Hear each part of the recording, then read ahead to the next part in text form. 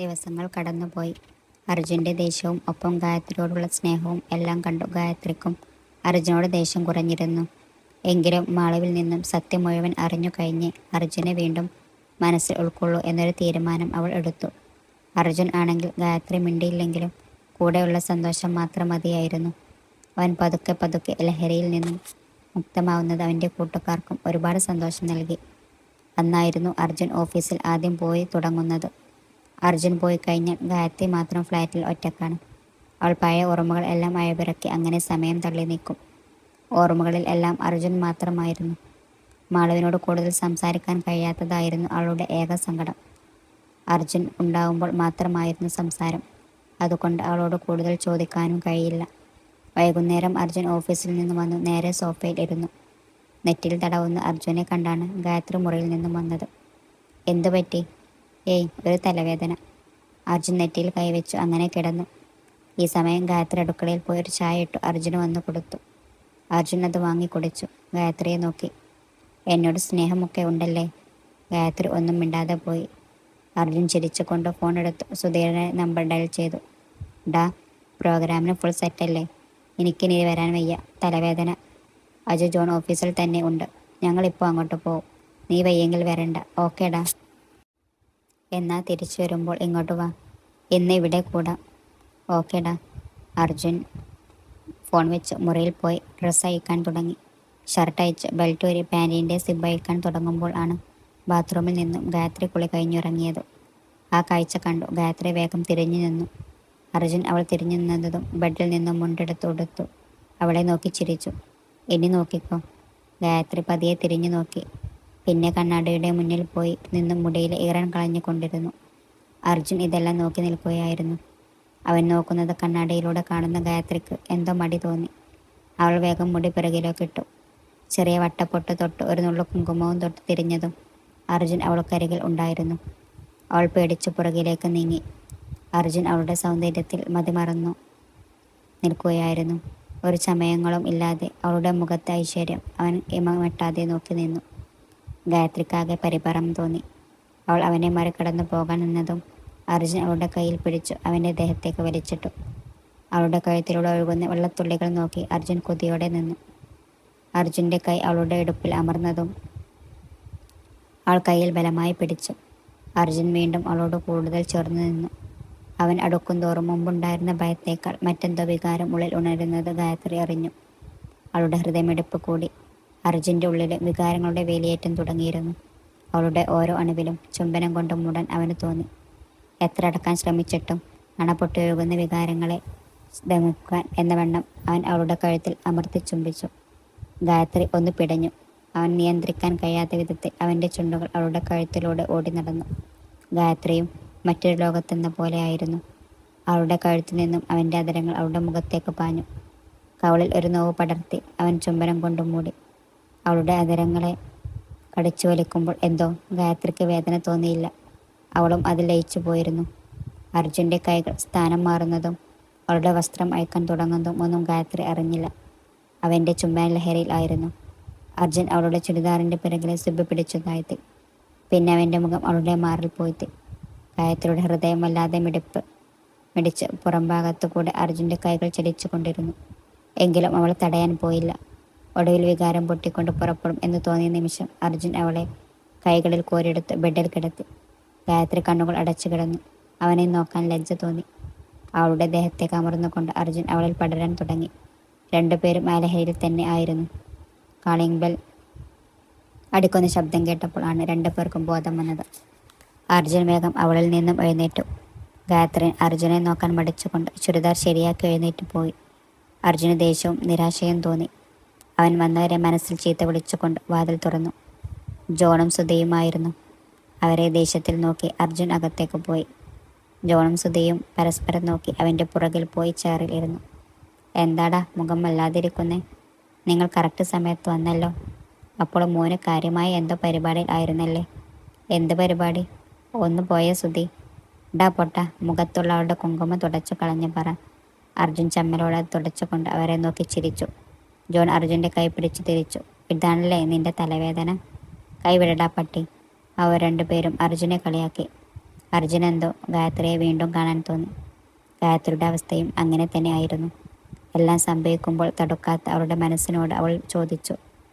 അർജുനോടുള്ള പ്രണയം വീണ്ടും പടരാൻ തുടങ്ങിയിരിക്കുന്നു. അല്ല വേനു, എവിടെ ജോണ്? അവന് ആ മായ മേഡം നൈറ്റ് ഡ്യൂട്ടി കൊടുത്തു. നാളത്തെ പ്രോഗ്രാമിന് ജോലി അവനാണ്. ഓ പാവം, അതിനാ തള്ളിട്ട് പണിയെടുപ്പിക്കുന്നുണ്ടാവും. തള്ള ഒന്നുമല്ല മോനെ, എന്താ അവരുടെ ഗ്ലാമർ. ഓ പിന്നെ നിന്നോടുള്ള കൊഞ്ചൽ എനിക്കറിയാം അജു. അജു എൻ്റെ മേൽ ഓഫീസറായിപ്പോയി. പിന്നെ സ്ത്രീയും അല്ലെങ്കിൽ അവരുടെ പെരുമാറ്റത്തിനുള്ളത് ഞാൻ കൊടുത്തേനെ. വേണ്ട മോനെ, അവരുടെ കാണുകയില്ലെങ്കിലും ചെയ്തോട്ടെ. ഞങ്ങൾ പാവം ബാച്ചിലേഴ്സ്. പോടാ. അല്ല അജു, നാളെ ഗായത്രിയെ കൊണ്ടുപോകണ്ടേ? പോവണം, എല്ലാവർക്കും കാണാൻ ഉള്ളതല്ലേ. അർജുൻ മാധവിൻ്റെ വൈഫിനെ അവരെ റൂമിലാക്കി അർജുൻ തിരിച്ചു വരുമ്പോൾ ആണ് ബെഡിൽ കിടക്കുന്ന ഗായത്രിയെ കണ്ടത്. അർജുൻ ബാത്റൂമിൽ പോയി വന്നു അവളുടെ അടുത്ത് കിടന്നു. ഉറക്കം നടിച്ചു കിടന്ന ഗായത്രി അർജുൻ കിടന്നതും ഹൃദയമിടിപ്പ് കൂടി. അർജുൻ്റെ കൈകൾ അവളെ ചുറ്റിയതും അവൾക്ക് തൊണ്ടയിൽ ശ്വാസം കുടുങ്ങി. പിന്നെ അനക്കം ഒന്നുമില്ലാതായപ്പോൾ ഗായത്രി ആശ്വാസമായി കിടന്നു. എല്ലാ സത്യങ്ങളും അറിഞ്ഞ് അർജുനോട് അടുക്കണം എന്ന് അവളുടെ മനസ്സ് പറഞ്ഞുകൊണ്ടേയിരുന്നു. ഗായത്രിയോട് വൈകുന്നേരം പാർട്ടി ഉണ്ടെന്ന് പറഞ്ഞാണ് അർജുനും ജോണും സുധയും ഇറങ്ങിയത്. ഗായത്രിക്ക് അർജുൻ്റെ കൂടെ പോകുന്നതിൻ്റെ സന്തോഷമായിരുന്നു. ഏത് സാരി എടുക്കും എന്നറിയാതെ അവൾ കുഴഞ്ഞു. പിന്നെ എന്തിനാ അത്രയും കൗതുകം എന്നോർത്ത് അവൾ സ്വയം ചിരിച്ചു. മനസ്സിൽ അർജുൻ്റെ മുഖം തെളിയുമ്പോൾ എല്ലാം ചുണ്ടിൽ പുഞ്ചിരി നിറഞ്ഞുകൊണ്ടേയിരുന്നു. കറുപ്പ് സാരി എടുത്തു ഗായത്രി ഇടയായി. മുടി മുടഞ്ഞൊരു ഭാഗത്തേക്കിട്ടു. താലി പുറത്തിട്ടു. നെറ്റിൽ സിന്ദൂരം ഇടുമ്പോൾ അവളുടെ മനസ്സിൽ എന്തോ സന്തോഷം ഇരട്ടിച്ചു. ജോൺ വന്ന് വിളിച്ചു. അവൻ്റെ കൂടെ താഴെ ചെല്ലുമ്പോൾ ഗായത്രി കണ്ടു അവളെ ഇമ വെട്ടാതെ നോക്കി നിൽക്കുന്ന അർജുനെ. സുധയും ജോണും ബൈക്കിലായിരുന്നു, അർജുൻ കാറിലും. കാറിൽ കയറാൻ തുടങ്ങിയ ഗായത്രിയെ അർജുൻ തടഞ്ഞു. ഗായത്രി എന്താണെന്ന ഭാവത്തിൽ നോക്കി. അർജുൻ ജോണിനോട് എന്തോ പറഞ്ഞു. അത് കേട്ട് ജോൺ ചിരിച്ചുകൊണ്ട് സുധയോട് ബൈക്കിൽ നിന്നും ഇറങ്ങാൻ പറഞ്ഞു. അർജുൻ ബൈക്കിൽ ഇരുന്ന് ഗായത്രിയെ നോക്കി. ഗായത്രി കയറിയിരുന്നതും അർജുൻ വണ്ടിയെടുത്തു. കാറിൽ ജോണും സുധയും വന്നു. ഗായത്രിയുടെ മനസ്സിൽ അർജുനോടൊപ്പം ആദ്യം ബൈക്കിൽ കയറിയത് ഓർമ്മ വന്നു. അപ്പോൾ ആ മനസ്സിൽ താൻ ഉണ്ടായിരുന്നു എന്നോർത്തപ്പോൾ ചുണ്ടിലൊരു നനുത്ത പുഞ്ചിരി നിറഞ്ഞു. ഇതെല്ലാം കണ്ണാടിയിലൂടെ നോക്കിക്കാണുകയായിരുന്നു അർജുൻ. അവളുടെ ഓരോ ഭാവങ്ങളും നോക്കി അർജുൻ സ്ഥലം എത്തിയത് അറിഞ്ഞില്ല. പാർട്ടി നടക്കുന്ന ഹാളിലേക്ക് ഗായത്രിയെ കൈപിടിച്ചുകൊണ്ട് അർജുൻ നടന്നു. മോഡേൺ വസ്ത്രങ്ങളും അല്പം വസ്ത്രം ധരിച്ചവരെയും കണ്ട് ഗായത്രിക്ക് എന്തോ പോലെ തോന്നി. ആണുങ്ങളുടെ തുറിച്ച നോട്ടവും കൂടെ ആയപ്പോൾ അവൾ അർജുനോട് കൂടുതൽ ചേർന്ന് നടന്നു. ഗായത്രിക്ക് അവിടെ ഒട്ടും ഇഷ്ടമായിട്ടില്ലെന്ന് അർജുന് മനസ്സിലായി. പെട്ടെന്ന് പോകണമെന്ന് അവനും തീരുമാനിച്ചു. ജോണും സുധയും വിനുവും എല്ലാം മദ്യത്തിൻ്റെ ഭാഗത്തായിരുന്നു. അർജുൻ അങ്ങോട്ട് പോയതേയില്ല. ഗായത്രിയുടെ കൈപ്പിടി വിടാതെ അവൻ ഓരോരുത്തരെയും അവൾക്ക് പരിചയപ്പെടുത്തി. ഗായത്രി എല്ലാവരോടും ചിരിച്ചു. പെട്ടെന്നാണ് ഒരു സ്ത്രീ വന്നു അർജുനെ കെട്ടിപ്പിടിച്ചത്. അത് കണ്ട് ഗായത്രിക്ക് എന്തോ വിഷമം തോന്നി. അവൾ അർജുനെ തന്നെ നോക്കി. അർജുൻ പെട്ടെന്നായതുകൊണ്ട് ഒന്ന് പതറി. പിന്നെ ഗായത്രിയെ നോക്കി. അവളുടെ മുഖത്തെ ഭാവം കണ്ട് അവന് സങ്കടം തോന്നി. ഒപ്പം ആ സ്ത്രീയുടെ ദേഷ്യവും. ഓ, ഇതാണോ നിന്റെ മിസ്സിസ് അർജുൻ? ഗായത്രി അവരോട് ചിരിച്ചു. എന്നാൽ അവർ അവളെ നോക്കിയൊന്ന് പുച്ഛിച്ചു. ഗായത്രിക്ക് ശരിക്കും സങ്കടം വന്നു. അതേ മായ മാഡം, ഇതാണ് എൻ്റെ ഭാര്യ. ഗായത്രി അർജുൻ മാധവ് ചേർത്ത് പിടിച്ചു. ഉള്ളിൽ നിറഞ്ഞ സങ്കടം എല്ലാം അങ്ങ് പോയതിനെ പോലെ തോന്നി ഗായത്രിക്ക്. അത്രയും സന്തോഷം വാക്കുകൾക്കുണ്ടായിരുന്നു. അർജുൻ ഒരു വാശി പോലെ പറഞ്ഞുകൊണ്ട് ഗായത്രിയെ കൂട്ടി അവിടെ നിന്നും പോയി. അർജുൻ അവൾക്ക് ഫുഡ് എടുത്തു കൊടുത്ത് ഒരു ഭാഗത്തിരുത്തി. അവളുടെ അടുത്തിരിക്കാൻ തുടങ്ങുമ്പോഴാണ് സുധി അർജുനെ വിളിച്ചത്. ഉടനെ വരാം എന്ന് പറഞ്ഞ് അർജുൻ പോയി. ഗായത്രി ചുറ്റും നോക്കി. പിന്നെ ഭക്ഷണം കഴിക്കാൻ തുടങ്ങി. അവളുടെ അടുത്ത് മായ വന്നിരുന്നു. ഗായത്രി ഒന്ന് ചിരിച്ചുകൊണ്ട് അർജുൻ വരുന്നുണ്ടോയെന്ന് നോക്കി. നിന്നെപ്പോലെ ഒരു പീറപ്പെണ്ണിനെ കെട്ടി ജീവിതം നശിപ്പിക്കാൻ ഉള്ളതല്ല അർജുൻ്റെ ലൈഫ്.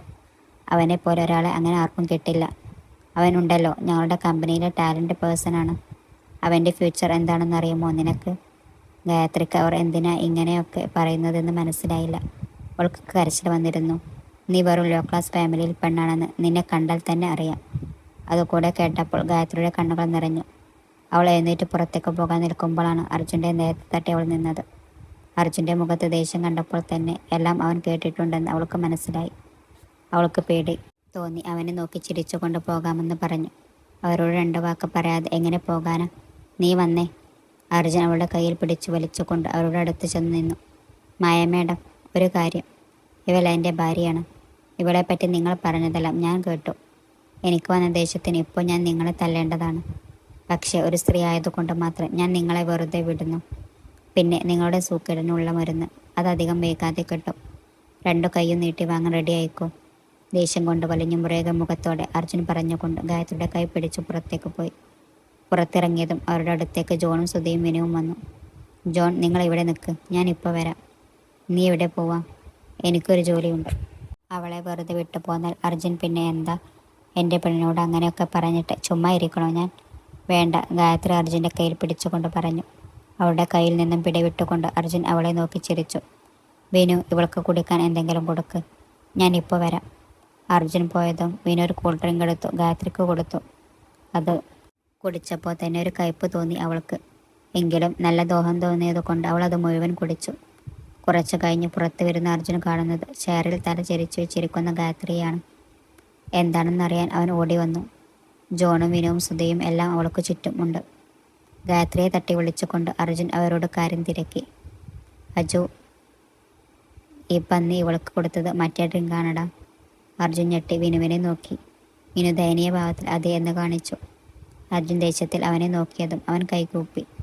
ഞാൻ അറിയാതെ നോക്കിയില്ലടാ, ഇനി ആവർത്തിക്കില്ല. അർജുൻ ഇനി എന്ത് ചെയ്യുമെന്ന് ആലോചിച്ചിരിക്കുമ്പോഴാണ് ഗായത്രി കണ്ണുകൾ തുറന്നത്. അവൾക്ക് മുന്നിൽ ഉള്ളവരെ എല്ലാം അവൾ കണ്ണുകൾ തിരുമ്മി നോക്കി. അർജുനെ നോക്കി ചിരിച്ചുകൊണ്ട് അവൾ എഴുന്നേറ്റു. അർജുനെ രണ്ടായി തോന്നി അവൾക്ക്. അജുവേട്ടനെ പോലെ എത്ര പേരല്ല ഇവിടെ. പണി പാളി മോനെ അജു. ശ്രുതി പറഞ്ഞു കഴിഞ്ഞതും ഗായത്രി അർജുനെ കെട്ടിപ്പിടിച്ചു. അർജുൻ ആകെ അമ്പരന്ന് എല്ലാവരെയും നോക്കി. ജോണും സുധയും വിനുവിനെ ദേഷ്യത്തിൽ നോക്കി. വിനു ആണെങ്കിൽ പാവത്തിനെ പോലെ നിന്നു. ഗായത്രിയെ കൊണ്ട് ഇങ്ങനെയൊക്കെ ഫ്ലാറ്റിലെത്തി. അവൾ ആകെ കുഴഞ്ഞുകൊണ്ടാണ് നടക്കുന്നത്. പിടിക്കാൻ പോകുന്ന അർജുനെ പിടിക്കാൻ സമ്മതിക്കാതെ ഏതോ ലോകത്തെന്ന പോലെ നടന്നു. ഫ്ലാറ്റിലെത്തിയതും ജോണും സുധയും വിനുവും പോയി. അവളകത്ത് കയറ്റി വാതിൽ അടച്ചു. അർജുൻ തിരിഞ്ഞപ്പോഴുണ്ട് ഗായത്രി സാരി പിൻ അയച്ചുകൊണ്ട് മാറിൽ നിന്നും സാരി അയക്കുന്നു. അത് കണ്ട് അർജുൻ ഓടി പോയി തടുത്തു. എന്താ നീ ചെയ്യുന്നേ? എൻ്റെ സാരി അയക്കണം, എനിക്ക് അയച്ചു തരുമോ? ഗായത്രി കൊച്ചുകുട്ടികളെ പോലെ ചോദിച്ചു. അർജുൻ ചിരിച്ചുകൊണ്ട് അവളുടെ സാരി നേരെ ഇട്ടു കൊടുത്തു. സ്വഭാവത്തോടത്താണെങ്കിൽ എന്തെല്ലാം അപ്പം ചെയ്തെന്ന് ചോദിച്ചാൽ മതി. ഇപ്പോൾ ശരിയാവില്ല മോളെ, എനിക്ക് ബോധമുണ്ട് കേട്ടോ. ഇത് അർജുനേട്ടനാണ്, ഞാൻ ഗായത്രി. ശരിയല്ലേ? പിന്നെ വളരെ വളരെ ശരിയാണ്. മോള് ആദ്യം ഒന്ന് പോയി കുളിക്ക്.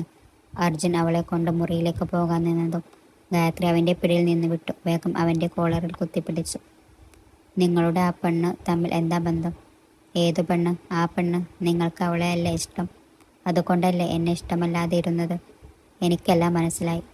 ഗായത്രി കരയുന്നത് പോലെ ഉച്ച ഉണ്ടാക്കി നിലത്തിരുന്നു. അർജുൻ അവളെ എങ്ങനെയെങ്കിലും മദ്യത്തിൻ്റെ ലഹരിയിൽ നിന്നും മുക്തയാക്കണം എന്ന് കരുതി എന്ത് ചെയ്യണം എന്നാലോചിച്ചു. ഗായത്രിയെ പൊക്കിയെടുത്ത് അവൻ ബാത്റൂമിലേക്ക് നടന്നു. ഗായത്രി അവൻ്റെ നെഞ്ചിൽ ചലവിച്ചു കുട്ടിയെപ്പോലെ കിടന്നു. അജുവേട്ടന് അവളെ ആണോ എന്നെ ആണോ കൂടുതൽ ഇഷ്ടം?